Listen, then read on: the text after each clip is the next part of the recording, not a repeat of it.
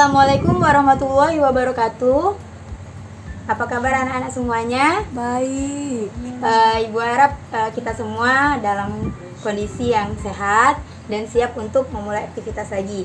Alhamdulillah kita bertemu lagi dalam tahun ajaran baru ini, yaitu tahun pembelajaran 2020-2021. Di tahun pembelajaran ini memang kondisinya sedikit berbeda dengan pembelajaran pada umumnya atau seperti biasanya, karena di tahun pembelajaran ini kita sedang menghadapi pandemi COVID-19. Maka dari itu proses pembelajaran kita untuk sekarang sampai batas waktu yang ditentukan harus melalui daring atau secara online. Nah, jadi untuk itu kita harus tetap semangat meskipun pembelajaran dilakukan dari rumah. Baiklah, sebelum Ibu memulai pembelajaran kali ini, Ibu akan memperkenalkan diri terlebih dahulu, dan kalian akan memperkenalkan diri melalui absen di aplikasi Google Classroom. Nama saya Arnia Putri Bahri, SPD. Saya guru mata pelajaran Produk Kreatif dan Kewirausahaan. Baiklah, pendidikan terakhir saya itu ada S1 Pendidikan Kimia di Universitas Sriwijaya.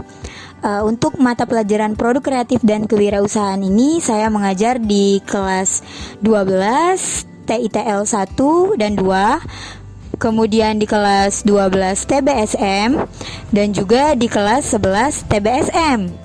Mungkin untuk yang kelas 12 TBSM sudah cukup tahu dengan saya. Untuk identitas, sedikit identitas pribadi saya lahir tahun 92, saya tinggal di Kertapati. Kemudian ini alamat email saya, silakan dicek. Jika ada tugas yang bermasalah silakan kirimkan di sana. Ini ada Instagram, bisa di follow. Kemudian ada channel YouTube-nya yang sedang kalian lihat ini, silakan di subscribe. Kemudian selanjutnya kita pembelajarannya menggunakan aplikasi Google Classroom, yang dimana kalian sudah Ibu bagi menjadi beberapa kelasnya masing-masing. Di sini kita memiliki aturan dalam pembelajaran daring Produk Kreatif dan Kewirausahaan. Peraturan pertama, mengikuti pembelajaran daring sesuai jadwal, dimana jadwal kita itu kemarin Ibu lihat ada hari Kamis ya. Kemudian yang kedua, tugas itu dikerjakan dan dikumpulkan sesuai target waktu yang telah ditentukan. Jadi nanti di situ ada batasan waktu dan Ibu harap kalian bisa mengumpulkannya tepat waktu. Selanjutnya ada mengisi daftar hadir atau absensi. Ini seperti biasa melalui Google Classroom. Dan juga yang paling penting adalah tetap semangat belajar dan bertanya jika belum jelas. Jadi jangan malu bertanya meskipun kita pembelajarannya melalui daring. Baik, karena di sini Ibu mengajar 2 tingkatan kelas, kita bahas dulu ada kompetensi dasar untuk kelas 11 semester 3.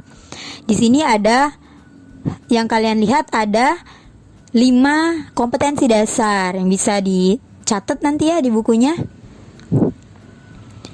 Kemudian kompetensi dasar untuk kelas 12 semester 5, ini ada 6 kompetensi dasar yang bisa ditulis juga nanti untuk kita pelajari di semester 5. Ini yang untuk kelas 12 ya. Nah, jadi untuk yang pertama ini Ibu akan jelaskan untuk kelas 11-nya dulu. Nah, untuk kelas 12 ini boleh di skip dulu ya, atau kalau mau disimak juga tidak apa-apa. Bab pertama itu sikap dan perilaku wirausaha. Di sini ada kompetensi dasarnya, memahami sikap dan perilaku wirausahawan, kemudian mempresentasikan sikap dan perilaku wirausahawan. Jadi untuk pembelajaran pada bab ini kalian mampu menjelaskan pengertian kewirausahaan, mengidentifikasi ciri atau sifat kewirausahaan, dan mengidentifikasi karakteristik kewirausahaan. Manakah yang merupakan kewirausahaan menurut kalian? Yang pertama ada penjual gado-gado, ada orang yang kerja di kantor, ada artis. Nanti dijawab ya setelah ini. Nah, jadi pengertian kewirausahaan itu ada 3 jenis. yang akan kita pelajari ada menurut Kemendiknas tahun 2010, ada menurut Pekerti tahun 1999, dan ada juga berdasarkan Inpres nomor 4 tahun 1995. Di sini yang di bold atau ditebalkan itu yang harus diperhatikan ya.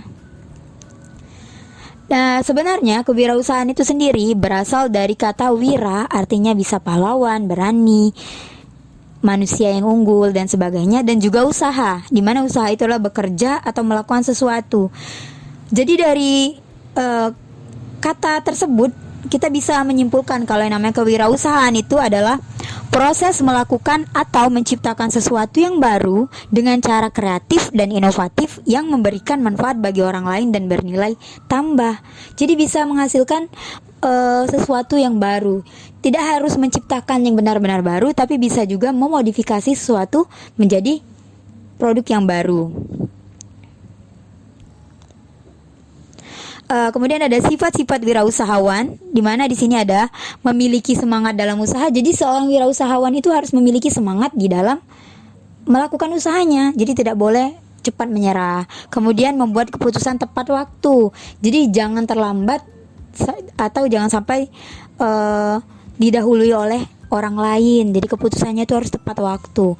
Kemudian kendalikan ego, tidak harus mau untung sendiri, jadi harus egonya dikendalikan. Kemudian percaya bahwa usaha apapun akan membuahkan hasil. Selanjutnya ada tipe wirausaha. Nah, ini ada socialpreneur, ada intrapreneur, ada technopreneur. Kalau socialpreneur itu dia menyelesaikan permasalahan sosial dalam lingkungan hidup. Jadi tipe wirausahanya itu yang berfokus pada lingkungan atau permasalahan sosial. Kemudian ada intrapreneur. Kalau intrapreneur ini dia berfokus pada Kalau yang intrapreneur dia berfokus pada gagasan atau menjadi wirausaha yang menguntungkan. Dan ada juga technopreneur. Nah, kemudian ada karakter wirausahawan. Oke. Ada karakter wirausahawan. Itu karakter wirausahawan ini mampu mengenali peluang usaha. Jadi kita harus melihat dulu strategi pasar. Oh, di sini cocoknya kita membuka usaha apa. Jadi kenali dulu peluang usaha. Di sini lagi ngetren apa nih? Nah, misalnya untuk dibuat usaha. Kemudian ada juga memiliki kreativitas yang tinggi. Jadi kita harus memiliki kreativitas yang tinggi, di mana tidak hanya meniru hasil karya orang lain, tetapi kita harus bisa memodifikasi sehingga terlihat menjadi sesuatu yang baru. Kemudian ada prinsip juga nih dan etika dalam berwirausaha. Yang pertama, kita harus menjaga kejujuran. Jadi jangan mentang-mentang mau menjadi wirausahawan sukses, kita tidak jujur kepada pelanggan. Kemudian kita harus tetap menghormati orang lain. Kemudian kita harus mengejar keuntungan dengan yang wajar. Jangan sampai keuntungan yang kita raih itu terlalu berlebihan atau tidak sesuai dengan produk yang kita jual. Kemudian bertanggung jawab dengan produknya, baik produk maupun jasa. Kemudian juga kita memiliki keadilan. Oke, itu tadi materi untuk kelas 11. Jadi silakan cek Google Classroom Anda untuk tugasnya. Ibu rasa cukup sekian untuk kelas 11. Silakan masuk ke Google Classroom Anda. Terima kasih. Kelas 11 ini materinya sudah selesai. Sampai ketemu di pertemuan selanjutnya.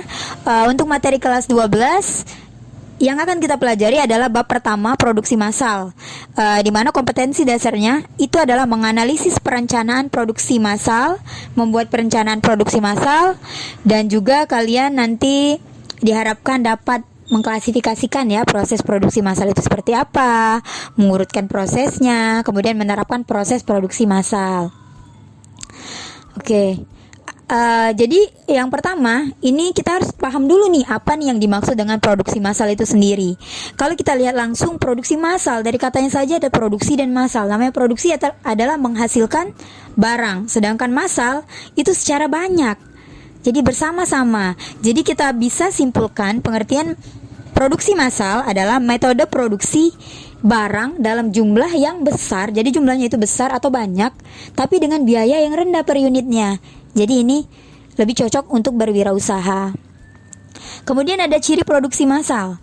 Ciri produksi massal ini ada produk yang dihasilkan ini jumlahnya besar. Seperti yang sudah saya katakan, kalau produk yang dihasilkan dalam jumlah besar artinya banyak.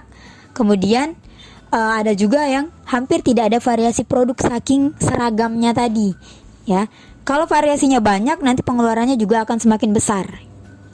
Kemudian adalah tidak membutuhkan tenaga kerja yang banyak. Jadi tenaga kerja yang digunakan itu tidak terlalu banyak karena produksi massal, produknya tidak terlalu bervariasi, maka kemungkinan setiap pekerjaan itu lebih cocok menggunakan mesin.